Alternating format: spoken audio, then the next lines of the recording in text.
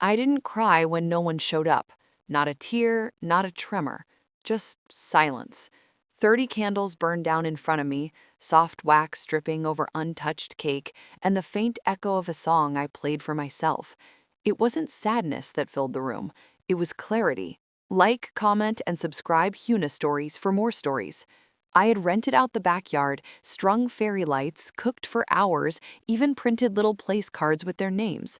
Mom, Dad, my brother, his wife, my family. And they didn't even bother to lie. No stuck in traffic, no maybe next time. Just silence. A week later, I got the message from Mom. We're throwing a surprise party for your dad's 50th, $1,800 per person. Venmo me. No apology, no mention of my birthday, just a demand. So I sent her a $1 memo line. Congratulations. Then I changed the locks, blocked every number, deleted the family group chat, like cutting the last wire holding a bridge. 2 days later, the police knocked. Ma'am, your parents filed a welfare check. The younger officer had kind eyes, nervous even. The older one scanned my porch like he was searching for a body. I smiled. You're welcome to look, though I assume you won't find any missing persons unless you count the people who went missing from my life. They hesitated, exchanged a glance. I handed them the phone. Here, you can see the messages yourself. When they left, the house felt heavier, not from fear, from confirmation. My parents weren't checking on me, they were checking their control. That's when I decided to return the favor. Growing up, I was the good one, the responsible daughter, the one who remembered birthdays, paid back loans, cleaned up after family dinners while they laughed in the other room. But in this family, kindness was weakness and silence was survival. I learned early that love came with receipts. When I turned 30, I finally understood. My family didn't see me, they saw my usefulness. The one who drove Dad home when he drank too much, the one who covered Mom's credit card accidents. So I stopped answering calls, stopped lending, stopped explaining. But cutting them off wasn't enough. People like my parents don't notice what's gone until you make them feel it. Like, comment, and subscribe Huna Stories for more stories. A week after the police visit, I started my plan. I called the restaurant hosting Dad's 50th, a luxury estate 2 towns over, the kind with valet parking and glass chandeliers. I pretended to be my mother, calm and polite. We need to adjust the head count, I told them. We might have to cancel if our payment doesn't clear. Then I waited. Within 2 days, they called her.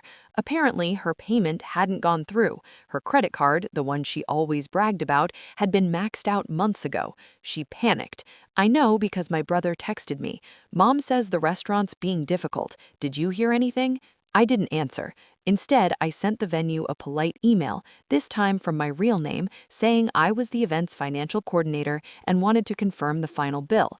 Turns out she'd put everything under my name. Classic. So I did what any reasonable daughter would do. I canceled the booking, politely, professionally, cited fraudulent use of my identity, attached evidence. The venue refunded the deposit to my account since that's where the card traced back, $7,200. I didn't touch the money, just left it sitting there like a quiet confession. 3 days later, my mother called from a new number. Her voice cracked between fury and fake sweetness. Sweetheart, there's been a mistake. There's been a correction, I said.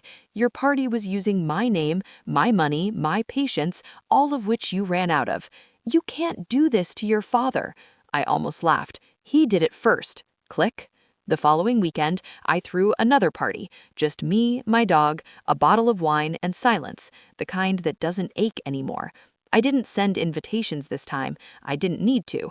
Around midnight, I saw headlights outside. The same car, the same faces. My parents. They stood at the gate, shouting. My mother's voice cracked through the night, desperate.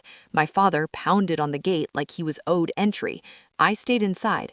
They'd called the police again, saying I stole from them.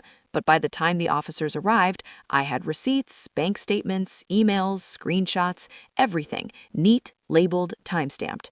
The officers left without saying much. My parents did too, faces pale, voices small. That was the last time they came. It's been 6 months. They never apologized, not for missing my birthday, not for trying to turn me into their wallet, not for sending the police to my door twice. But I don't need their words anymore. I have silence. Peaceful, earned silence. The kind that follows a storm you finally stopped sheltering from.